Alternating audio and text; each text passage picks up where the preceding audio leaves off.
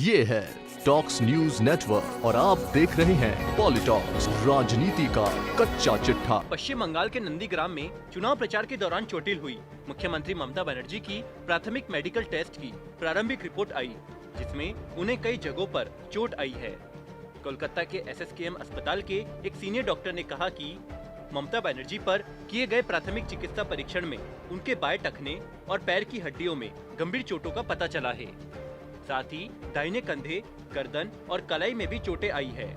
Doctor ने बताया कि अस्पताल में ममता बनर्जी ने नंदीग्राम में कथित हमले के बाद सीने में दर्द और सांस फूलने की शिकायत की है। डॉक्टर ने बताया कि ममता को हल्का बुखार है और अगले 48 घंटों के लिए उन्हें निगरानी में रखा जाएगा। जहां एक और मुख्यमंत्री ममता बनर्जी ने इस घटना को साजिशन हमला बताया है, वहीं TMC प्रमुख पर हुए इस हमले के मामले में स्थानीय चश्मदीदों के बयान सामने आए हैं, जिन्होंने मुख्यमंत्री के दावों को गलत बताया है।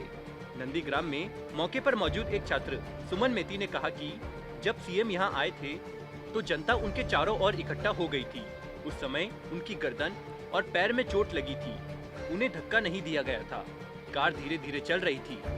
वहीं मौके पर मौजूद एक अन्य चश्मदीद जीत रंजन दास ने बताया कि मैं वहीं पर था। मुख्यमंत्री लोगों का अभिवादन कर रही थी।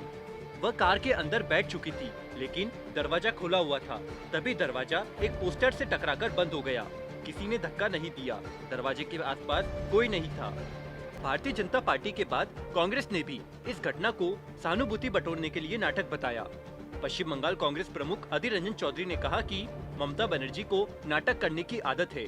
अधीर रंजन चौधरी ने कहा कि सहानुभूति बटोरने के लिए यह सियासी पाखंड है।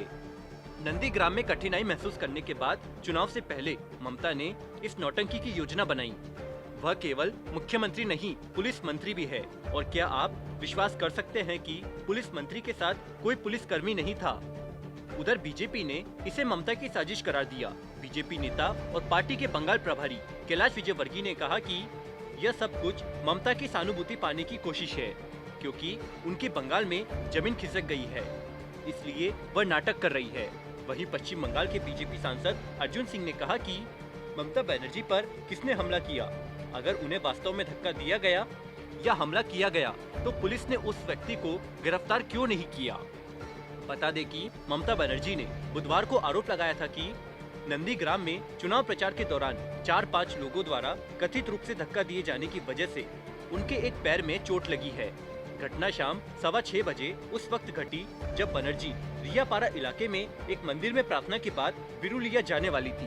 उन्होंने कहा, मैं अपनी कार के बाहर खड़ी थी, जिसका दरवाजा खुला था। मैं वहां से मंदिर में प्रार्थना कर रही थी। तभी कुछ लोग मेरी कार के पास आए और दरवाजे को धक्का दिया और कार का दरवाजा मेरे पैर में लग गया। बनर्जी ने आरोप लगाया कि जब वह कार में सवार हो रही थी तो 4-5 लोगों ने उन्हें धक्का दिया।